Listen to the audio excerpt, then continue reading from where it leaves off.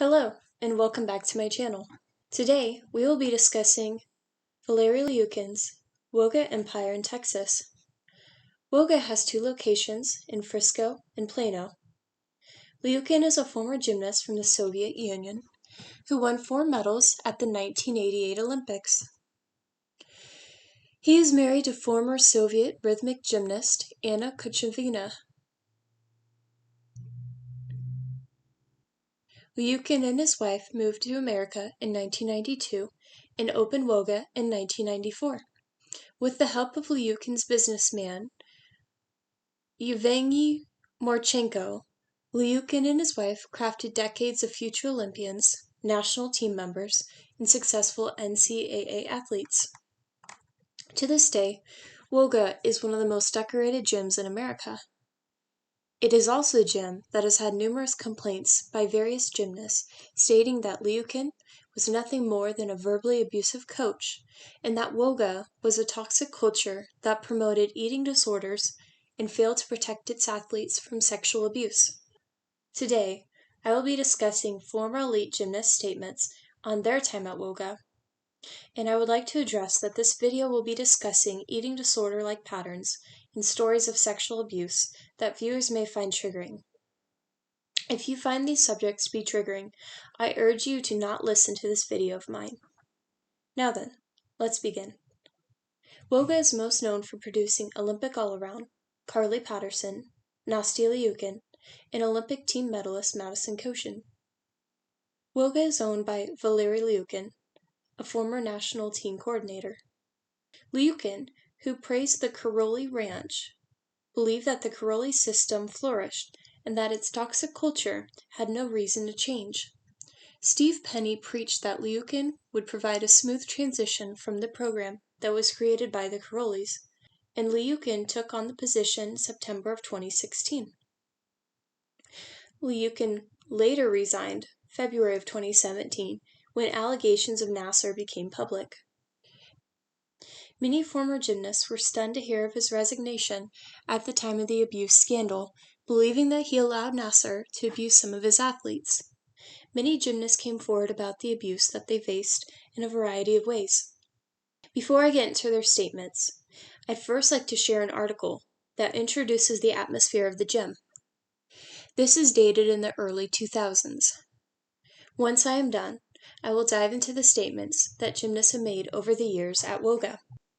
This article is from the Reporter's Notebook Russian Revolution, and it is dated March of 2000. When top Olympic contender Vanessa Attler moved to Plano, she shocked the gymnastics world and captured 2 dedicated Russian coaches into the global spotlight. It reads, "The walls of Vanessa Attler's life came tumbling down at the 1999 World Championships in China.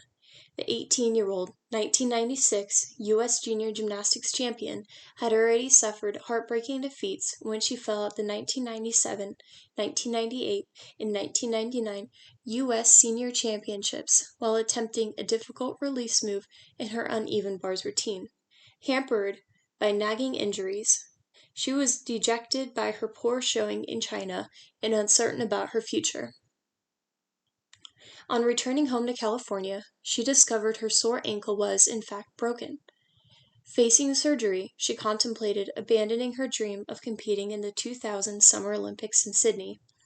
Instead, she shocked the gymnastics community by making an unexpected move to Plano, Texas. More specifically, to the World Olympic Gymnastics Academy in Plano, known as Woga. With over 800 students enrolled in its recreational program, Woga claimed 13 elite gymnasts in their training programs. After 2 surgeries on her left ankle and some advice from robust Romanian super coach Bela Karolyi, Vanessa put her Olympic dreams into the hands of 2 dedicated Russian coaches, Morchenko and Lyukin, who migrated here 6 years ago to escape the wildly disorganized homeland, opened a world-class facility at the corner of Parker and Custer. Lyukin won the World All-Around Championship in 1987 and took 2 gold and 2 silver medals at Seoul in 1988. Once treated like a rock star in Russia, Liukin made a tough transition from athlete to coach. Marchenko is a former champion in acrogymnastics, a cousin of regular gymnastics. He coached the Latvian gymnastics team before he and Liukin recruited 8 of their Russian coach friends to bolster their project in Plano. Vanessa is rumored to be the next Nadia in Sydney. The perky Southern California blonde is gambling that her decision to relocate was the only way to correct the problems that she was having on the bars. She states, "It hasn't been much fun for me the past year. I want to fix my bars routine, but I also want a whole new style for the Olympics. I want to come out and stun everyone with the difference, and I believe that Valeri can give me that." With the Olympics rapidly approaching, Liukin feels the pressure of putting Vanessa back into form. "We do the best we can," he says. "Not much time, but we can do a lot. She is a very smart girl. It was a very political thing, her coming to us, and we take it serious." It sounds a bit odd to use the term political with a minor. It sounds more businesslike than a coach. Moving on. Why Plano? Partly because a juggle, obsessive, perfectionistic young woman wanted demanding training. Partly because Dallas is booming with more than 18,000 kids taking part in recreational and competitive gymnastics. But mainly because of the supposedly side economics that Marchenko and Liukin have capitalized on a market of serious youngsters with parents willing to pay big bucks for results. Overnight, they changed their focus from winning regional meets to going for the gold. "We don't compete against Houston or the East Coast," says Marchenko in his thick European accent. "We train girls to compete against Russia, Romania, East Germany." Marchenko and Liukin base their current training programs on the principles they learned coming up through the ranks in Russia. They feel that American girls can benefit from emulating the steely side instilled in Russian athletes. Russian style comes down to work ethic. The athletes are more efficient technically and strategically. They have important ingredients of physical and mental preparation. They have character and technique instilled in them at an early age that they are a confident state of readiness. They are convinced that they are invincible. 13-year-old Lindsay Vaden Eckel passed the 40-hour-week practice mark at Woga 2 years ago, and she can't think of a better place to be. The diminutive Plano native attended public school until last year. Frustrated by the lack of available practice time, her parents established Starbright Academy, a private school offering high-intensity afternoon classes. The theory is to shorten the time spent in school by cutting out distractions like study hall, free mornings, and evenings for gymnastics. Lindsay may not be in the marching band, but she is the reigning junior national champion on uneven bars. At last year's U.S. Championships, Woga captured 4 of the top 11 junior spots, led by Lindsay's 5th place all-around winning bar routine. Woga girls Brittany Talbert, Holly Weiss, Caitlin White, and Lindsay Van Eckel all made the U.S. national junior team. Their Olympics will be the Athens Games in 2004, when each of them will be at the peak age of 16 through 18. On this day, Lindsay is practicing a new skill, a rotation and a half from a handstand on the high bar. This is not one continuous turn, but a full turn, then a slight pause, then a half turn, 360, then half, Marchenko emphasizes. Lindsay appreciates such fine distinctions. Like Vanessa, she is here to perfect her ticket to the gymnastics future. It could bring national promise, the Olympics, sponsorships, college scholarships, or even her name in lights above her own gym. Technical perfectionist is part of the Russian gymnastics style that works so well with a group of young athletes. It is a whole life concept of feeding the mind and body. The Woga girls are teenagers who eat no junk food, get plenty of sleep, and value commitment. From day one, they are taught to respect their coaches, their parents, each other, and themselves. Marie Fijon hopes the mindset will propel her to a spot on the Olympic team. Oldest of the Woga girls, She made the national senior team last year, placing 19th all around, with a third place in the vault. If anyone can get us to where we want to go, they can. Marie says of her coaches, I have always appreciated their technique. The Russian athletes are so confident, and that helps us in competition. Along with the training schedule, the gymnasts have the opportunity to compete all over the world. Away from the mats, they receive training in diplomacy, in dealing with the media, lessons in life. Liukin is philosophical about what he and his fellow coaches are teaching their high-level athletes. Liukin says, I'm reminded of an old Russian saying, a soldier is not a good soldier unless he wants to be general. You can't be the best at what you do unless you want to be the top person and always striving. Firmly in the routine of her new life in Plano, Vanessa Attler is on the upswing and feeling awesome. She looks forward to hanging pictures from Sydney on her bedroom walls. A typical teenager looking forward to a trip. Hardly, this teenager talks about Sydney with a steel in her eyes and the look of a champion. Now that I feel we've gotten a bit of the atmosphere of Woga, let's dig into the gymnast statements. This is in order of each athlete's career, starting with Brittany Talbert. And one last thing I'd like to say is that I'm probably going to mess up some of these names, especially the last names. These people had a career before I was even alive, so give me some credit. And I'm also battling COVID, so if I'm taking a lot of breaths, that's why. So here we go. In the old USAG website, it shows that Valeri is her, quote, role model, and that she wants to be a coach like him someday. And there isn't really a date on when this was last updated, because USAG now has a newer website platform, and I couldn't find anything on her current opinion about Valeri, so this is all that I had on her.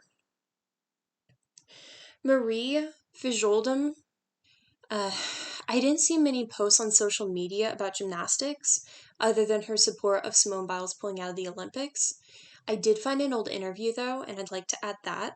And the question states, do your coaches ever offer advice on your diet, or not allowed you to eat certain foods? And she replied back, no, they don't like to tell us what to eat. They just expect us to eat healthy and take care of ourselves. And I also pulled this statement from the article Out of Balance, and I'm going to use it an awful lot. It discusses physical abuse and how coaches neglect serious injuries from gymnasts. This specific article states that Marie says, it is not that way in every gym. Marie, who trained at the World Olympic Gymnastics Academy, said that coaches there have created a loving, nurturing place, and I was never afraid to tell them that my back hurt. Vanessa Attler has different views, though. Vanessa is a very vocal athlete, and she states that she developed an eating disorder at Woga before the 2000 Sydney Olympic trials. Her struggles with bulimia first started after she underwent surgery and put on extra weight during the recovery process. An article states that Valeri freaked out about it, saying, you gotta get your weight down. Attler says that's what coaches talk about. They see 5 pounds like, geez, we need to get this off. And she adds, if nobody said anything, and I just started working out, it would have come off. It was a thing of like, hey, we got to get this weight off of you. Valeri would weigh us 3 times a day, which is just insane. You'd weigh in the morning, you'd write down your weight, and after workouts, you'd write down your weight, and at nighttime, you'd write down your weight. The former gymnast says that she was even told to avoid water. I remember after workouts, they say don't drink water because it makes you look bloated. And after workouts, Valeri's wife would take me to a regular gym to work out on the treadmill. It was just like, these people don't know what they're doing. Of course, I didn't say anything back then. When asked to respond to Attler's allegations, Valeri Lukin sent an exclusive statement to the People article via USA Gymnastics. He states, I'm very sorry that Vanessa's experience wasn't positive during her time at Woga. When asked to help during a difficult time for her, my intention as a coach was to help Vanessa achieve her dreams, not make her training situation more difficult. My recollection of working with Vanessa is different, and it includes many positive experiences. Coaching techniques and perspectives have evolved since then, and I have grown as a coach through experience and expanding my knowledge.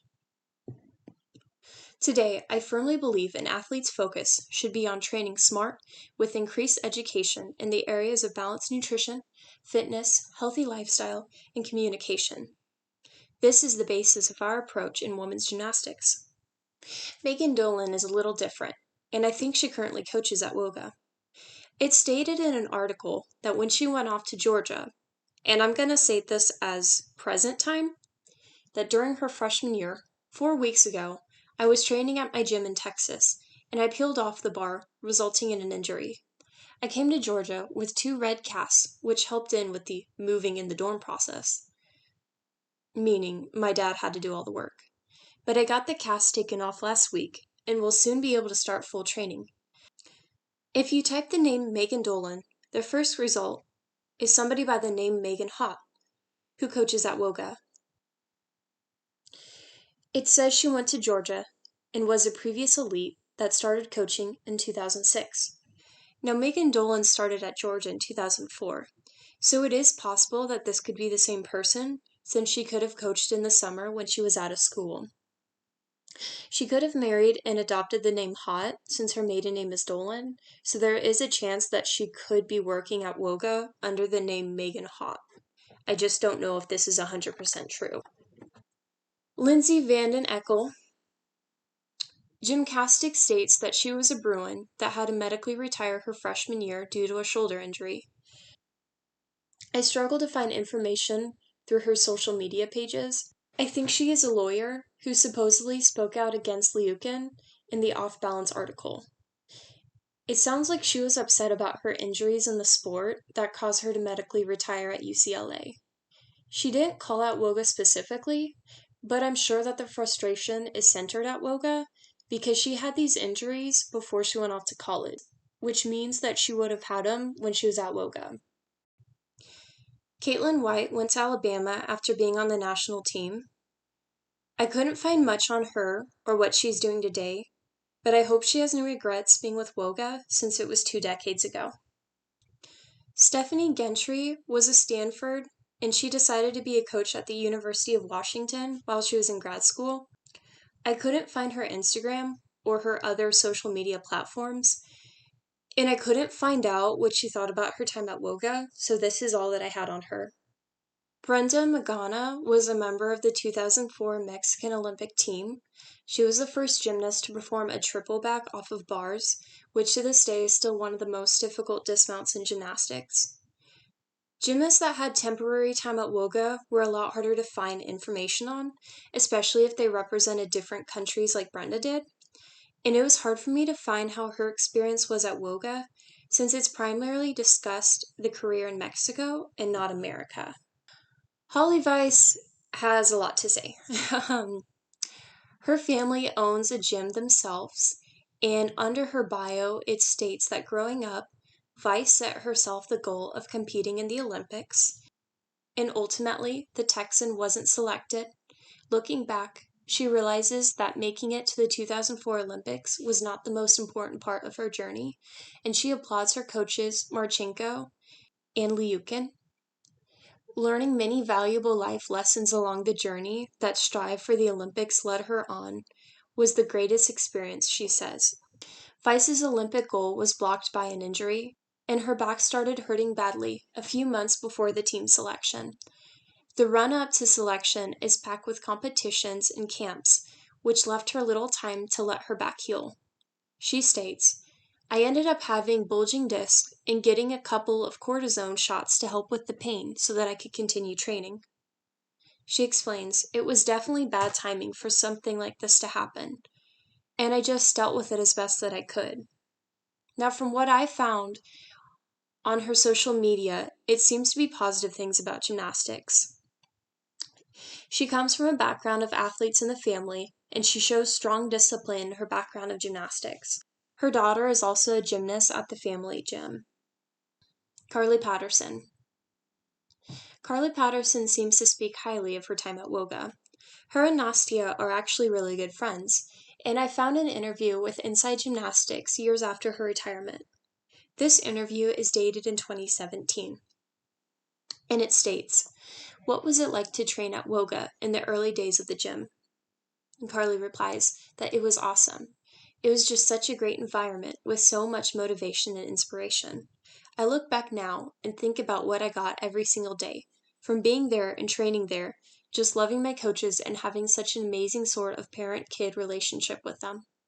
Also looking up to them and knowing all the hard work and accomplishments that my coaches had as well.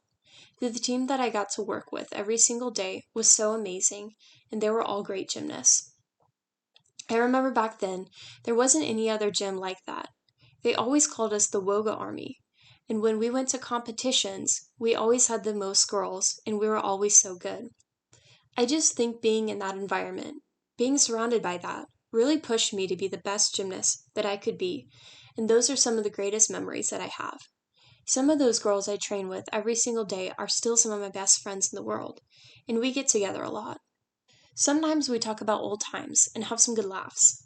The Olympics was such a special memory, but I cherish every day in the gym with those girls, and just like the thousands of memories that we made. She was also asked, "Do you have any stories from when Nastia, Rebecca, and Madison Koshin were juniors at Woga?" Nastia and I trained alongside each other the whole time.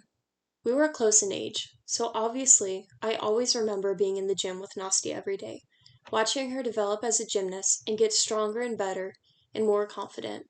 And then Madison and Rebecca. They were more like babies for a little while. I remember my coach, Natasha, started coaching Madison from the very beginning, and she was always saying, "Madison really reminds me a lot of you, just the way you guys do things." I always thought that was funny, and it's crazy to see how far Madison has come, and she had to overcome so much with injuries.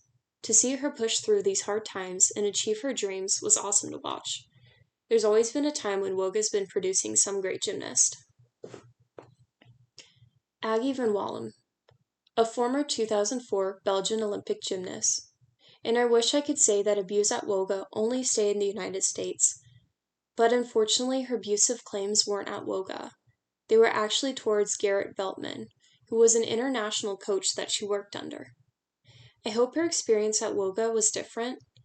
I hope she didn't witness poor verbal abuse about her weight or physical abuse that she did with Beltman. I wasn't able to understand her posts or the news on her because it was minimal information translated from Belgian to English, but she does seem to have a happy life with her husband and children. At least, that's what I picked up on in social media.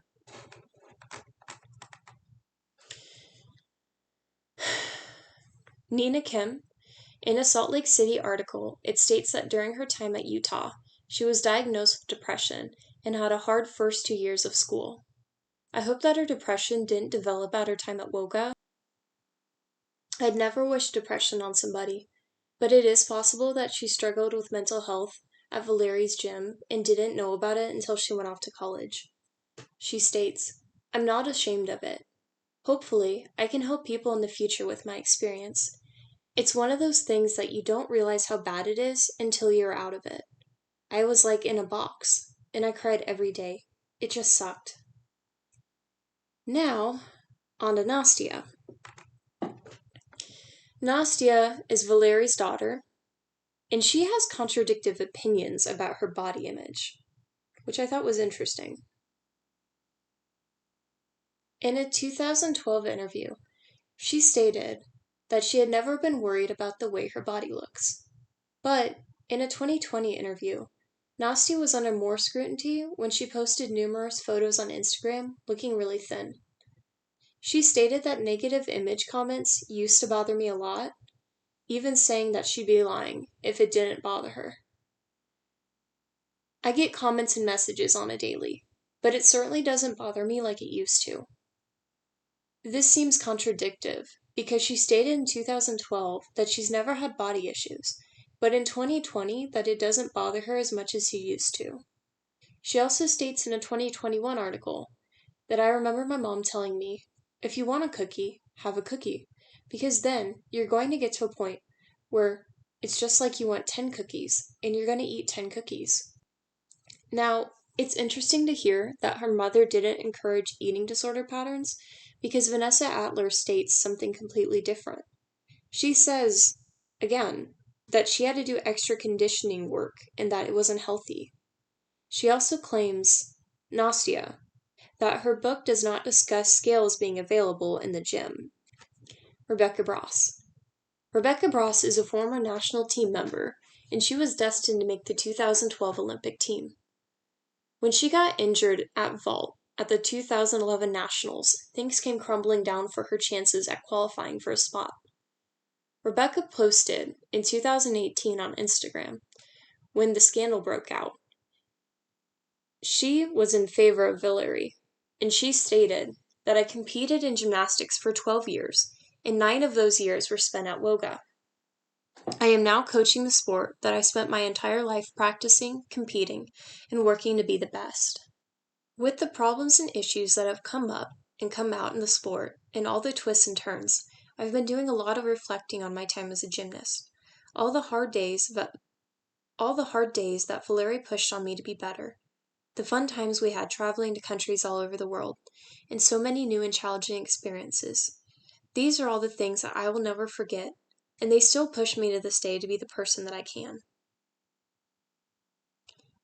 I learned a lot through gymnastics, and I would not have been able to do this without Valerie's help. I'm not saying it was all easy, because by no means was it. My gymnastics career would not have gotten to where it was without the help of the man who dedicated himself to helping his athletes achieve their goals. So thank you, Valerie, for everything you have helped me through, and thank you, Woga, for allowing me to have a place to grow in my gymnastics and create friendships that will last a lifetime. Christine Nijan. She is Catherine's older sister and went to the University of North Carolina. USAG also seemed sketchy at providing all information on her profile. They didn't provide a graduation year. They did get her residency in Plano, which is where Woga is, and that she was trained under Marchenko. I don't know if I got the correct Instagram, but if I did, she is someone who posts frequently about art and photography, and not really about gymnastics. I couldn't find any remarks of Woga from her. Her sister Catherine was confusing on providing basic information from USAG. USAG stated that her club was Twisters in Idaho, and that she resides in California. It also said that Marchenko is her coach, but he's at Woga in Texas. I couldn't find any research showing that Marchenko works or worked at Twisters, though it was like research on the gym's coaches, so maybe it's possible that he went there some point, but I don't think so. She had a successful college career at Stanford, and I think she's a medical doctor who posted something on Twitter about abuse and rape in the gymnastics world. Unfortunately, this account was private, and I couldn't read what the whole post was about. Since her accounts were private, I couldn't find out what her feelings were towards Valerie and Woga. Briley Casanova graduated in 2016 from Michigan, and she is currently a coach and positive role model for younger girls. She wrote A Letter to My Younger Self, where she discusses overcoming fear and turning bad practices into positive lessons. I couldn't find anything on her time at Woga, but I hope it was a good one. Grace Mccollum was a Florida Gator who graduated in 2018. She spoke on social media that she had never felt safe in the sport. My mistrust in men began early in my life, and I was verbally and physically abused by a coach. This coach became known around the gym for acting out in anger.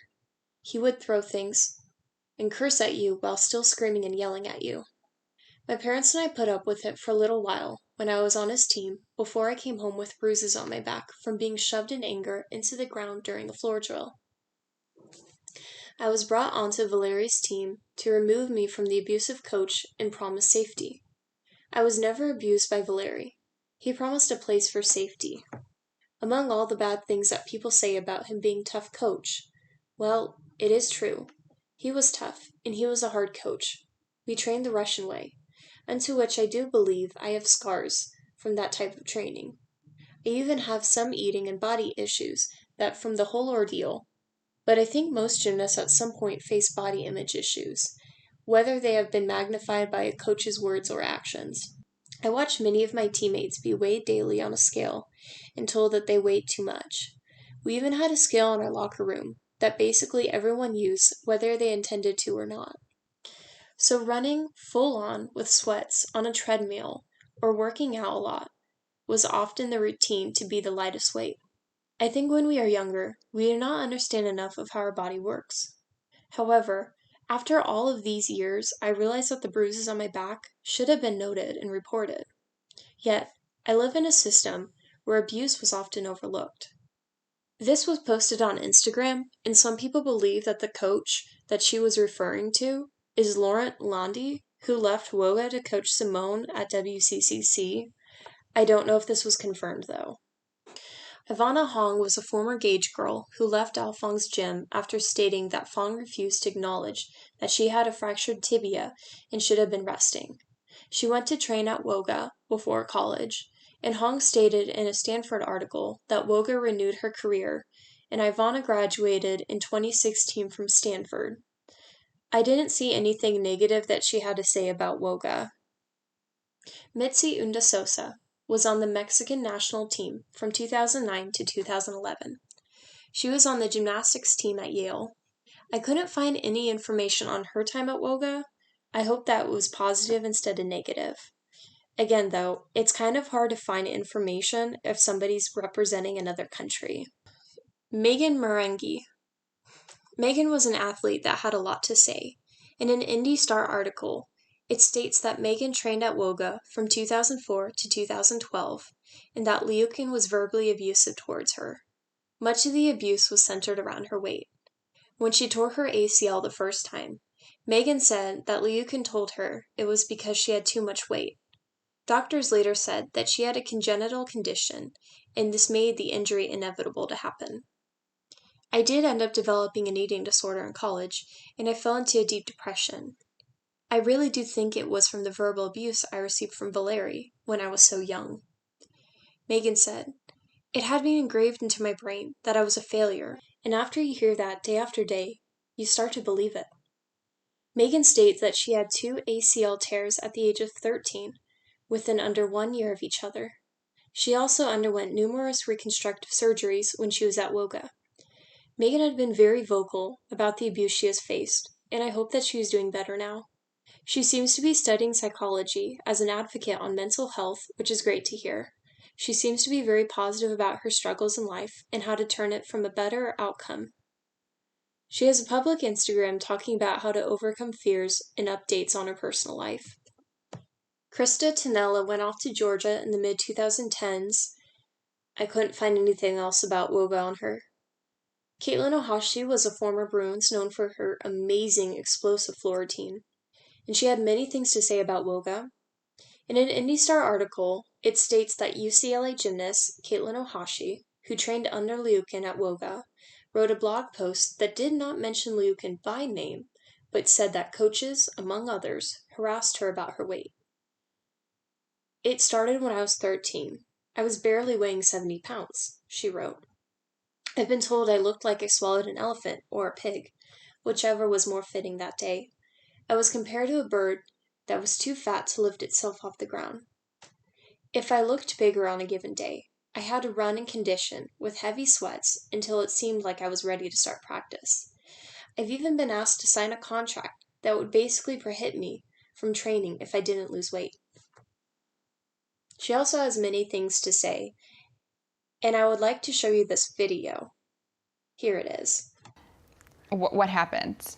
The way my coaches would kind of put it was not the best way you could get someone to understand that about their body. So we weren't educated ever on like food and healthy foods and what to eat and what not to. It was more like, don't eat, you look like an elephant, you look like you swallowed a pig. You had coaches tell you that?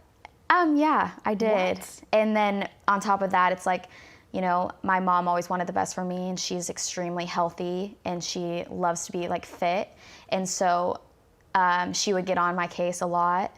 And then even then, like internet people too, they're like, "Oh, too much pizza," and like put all the emojis and like all stuff like that. It was just insane. And they're like, "You're so good, but you don't look like a gymnast." And so, and that was, yeah, so me and my friends would create like sick jokes before we even understood what we were doing with our bodies. So we'd be like 12 years old, like, okay, let's see who can eat under 500 calories today.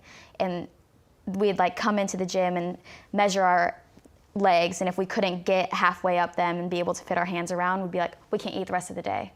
Stuff like that, and like step on the scale like 6 times a day, like before practice, during practice, after practice, and then come into the second practice and do the same thing over. And then it became this thing where like if we ate a lot, we would like, it was like joking too, because we didn't understand that it's like actually an eating disorder, but like see if we could vomit all the stuff that we ate up. And I would even like go home and I wouldn't eat like most of the day, so at night I would get super hungry. And then if I ate like what I thought was too much, I'd like go jump rope and like do abs and like exercise until I felt like I was good enough to go to sleep that night. Madison Koshin's parents spoke in an article of how upset they were about how USAG failed to protect their daughter. They were upset with how she was exposed to sexual predators. They didn't elaborate if they just meant Nasser or if she also meant other people. I don't know if Madison was at the gym of the time when Wagner was, which is somebody we'll explain here in just a moment. I hope not, but it is possible. Alyssa Baumann was another athlete who spoke highly of Liukin. Baumann states in a 2017 Twitter post that Lauren Londy and Cecile Londy made her the gymnast that she is today. A picture shown of her hugging Lauren states, "I wouldn't be the gymnast or the person that I am today without him. From rock bottom to the best days of my career, we've been through it all together. I hope your next chapter is a great one." This is a comment to the couple who had planned to begin coaching at WCCC, who had left Woga. Nadia Cho was at Woga, but transferred to M&M, which is Chelsea's gym. She graduated in 2018, but I don't know if she went and did college. I couldn't find out why she transferred gyms. I just hope that she left Woga on positive terms. Irina Alexiva was a Russian gymnast who tried to make the Russian 2020 Olympics. She trained in America with Woga, but I couldn't find anything about what she thought with Woga when she left. I also don't know if she did college. Samantha Ajin is a former elite that recently went to Denver. I couldn't find anything on her views of Woga. I couldn't really find much about her social media pages. I don't know if she had a positive or a negative experience. Asia DeWalt is a level 10 gymnast, and she's a Hopes elite. She's currently a freshman at Alabama. She has not posted anything negative about Woga, though. Sky Blakely is one of the youngest girls that I'm discussing in this video. She hasn't stated anything negative about Woga since she's still at elite. USAG does not state if she will do college, and if she does, what school she would attend if she's interested. I'm hoping that she's having a positive experience, since her social media is all private. Now, this is all the gymnasts that I've researched.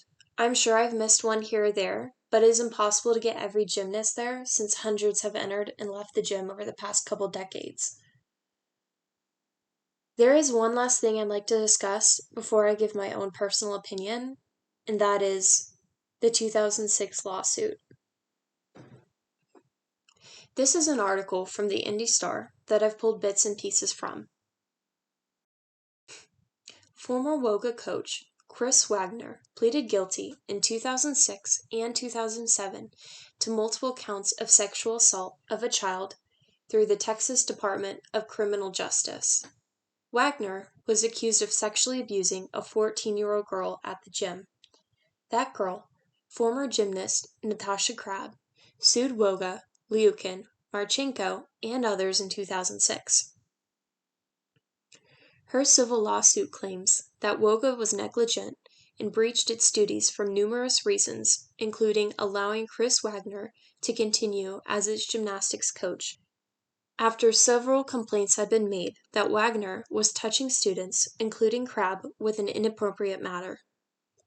Woga and Crabb settled the lawsuit in 2008 for an undisclosed amount, and Liuk and Marchenko were dismissed from the lawsuit because they were not Wagner's employer at a relevant time. Now, the civil lawsuit and police reports describe a much different atmosphere.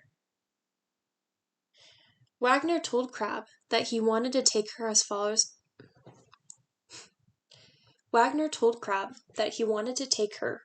as possible and as fast as possible, but your ass belongs to me. According to the civil lawsuit, the coach said that Crabb had to do whatever he asked.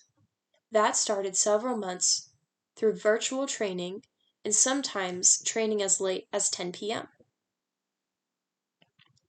The suit said that Wagner and Crabb eventually had sex almost daily, and both of them went to Woga's gym in the Dallas area. It was pretty obvious to the owners, the parents, and others that a relationship was going on between us. Crabb, now 29, said a coach walked in on Wagner massaging her while they were alone in a dark room at the gym one day. That coach expressed concern to Liukin and his wife, Anna, and Crabb said that the owners warned Wagner not to do that anymore. Although most records in the case are confidential as part of the 2008 settlement, IndyStar obtained a Woga document showing that the gym retained Wagner for months after reprimanding him for massaging the student with the door being closed. Another time, the coach was told to not sit on gymnasts when they were stretching. At one point, Wagner told Crabb her development in gymnastics was being held back by a weight problem, according to this lawsuit. He suggested bulimia. Eventually, the girl started throwing up uncontrollably and throwing up blood. He also introduced her to cocaine as a weight control method. Wagner told her to not discuss this problem with her parents. Crabb claimed that other gymnast parents came forward with concerns about her relationship with Wagner, and Woga moved the coach to its gym in Plano as a result. Eventually, Wagner resigned and moved to a gym in Jacksonville, Florida, where he remained until his arrest of charges related to Crabb. Wagner, who is in prison in Dallas, Texas, declined IndyStar's interview request. Africh, Liukin's attorney, told IndyStar on Friday that there was no evidence of any wrongdoing by Woga or by the Liukins at that level of gymnastics. I feel like instead of trying to help me, she said, instead of my safety, they cared more about the gold medals and the Olympic titles. During the Nassar sentencing hearing last month, gymnast Maddie Larson directed her wrath in part at Liukin. In a tearful, angry speech, she said in court, "It truly bothers me that one of the adults who treated me this way, making me feel completely invisible, is the new national team coordinator, Valery Liukin. It troubles me that he's now in this position." So, where does this leave us? Clearly, we have a lot to discuss. The first thing I noticed during my research is the pattern of claims against Liukin. Vanessa was the first to discuss an eating disorder, though most claims came during the mid-2000s. Most of Liukin's first gymnasts had nothing but positive remarks, and even going above to say that he held vital life lessons. They really looked up to him as a positive role model. Did Liukin's coaching methods change at the gym because he became more popular? I don't think that's the case. See, coaching styles were different in the Karoli area, and gymnasts were trained to deal with the harsh methods. This meant that dealing with eating disorders behind closed doors was common. It was common to ignore injury, and it was common to listen to the coach even if it meant they were keeping secrets from parents. The gymnastic world was toxic, and some of it still is today. Maybe not as much as it used to be, but this is why I have this channel. The post-Karoli era has encouraged girls to speak up, and therefore, I think more of the younger girls are speaking up since they are still in the sport. They either just retired or they are still in college. And another thing to look at is Nastia, because she claims that a mix of things have happened with eating habits. Now, her mother says that she was one to encourage healthy eating patterns, but Vanessa says it's the opposite of what she had to deal with when it came to her mother. Is Nastia telling the truth? I think when someone is training under their parents, it can be hard to look at the negative traits that they share. Nastia loves her father, and I admire the bond that they have. However, it's hard to believe that Nastia is telling the truth when numerous gymnasts have claimed that scales were in the gym and that her parents encouraged unhealthy eating habits. All I can hope is that Nastia is telling the truth and that she never got an eating disorder. Because if she did, I hope that she's doing better now and got the help that she deserved. Another big thing about the Crowley era is the transparency in the gym, and specifically related to the physical and sexual abuse. Because of how popular Liukin was, people think that he knew about Nasser and held it and covered up for his gymnasts so that they could go to the Olympics. It was suspicious that he resigned from national coordinator as soon as the scandal broke out, and I hope that he really meant the only reason he left was to protect his family and not his reputation. It still doesn't justify what happened in the gym with Chris Ragnar. People stated that he brought concerns to Liukin and his wife, and they didn't do anything but remove him to another gym. And that isn't justice. I feel bad for the gymnast who had to deal with this horrible abuse. Because Liukin is a part owner, and he should be held accountable to some extent, it's not acceptable that he didn't do anything and that legal actions had to be taken by the gymnast in order for something to change. So again, that leads us to the million-dollar question. Has Liukin changed? Let's look back at the statement that he made to Vanessa at the People article. Coaching techniques and perspectives have evolved since then, and I have grown as a coach through experience and expanding my knowledge.